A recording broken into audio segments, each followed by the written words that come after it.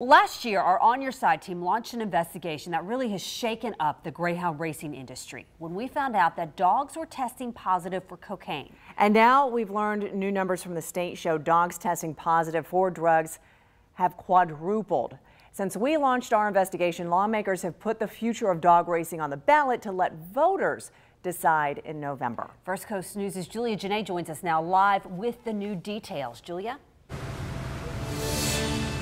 Heather and Jessica, the subject of cocaine metabolites in racing dogs still has a lot of unanswered questions, like how exactly the drugs got into those dogs, whether the dogs were harmed, and who benefits from all of this. But that latest report that has come out from the state's regulating agency, it says that this is an issue that is accelerating.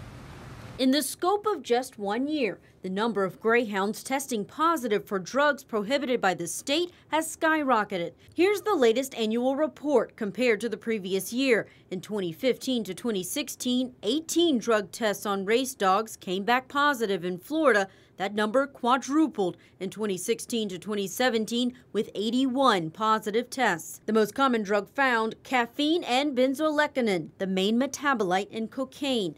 More cocaine positives for Flicka and other dogs. First Coast News broke the story in June of 2017 of a rash of dogs testing positive for cocaine traces at the Best Bet track in Orange Park. The number would eventually rise to a total of 24 positive drug tests. The two trainers involved in those are still appealing the findings. Opinions on the sport vary. There should never be cocaine in your dog. That doesn't make sense at all. With animal advocates on one side, I'd hate to see it go. I really would. And those denying there was enough cocaine found to be a problem on the other. While greyhounds are testing positive more often, racehorses in Florida are seeing the opposite. State data shows a previous report of 343 positive drug tests in 2016 has dropped to under 200 in 2017.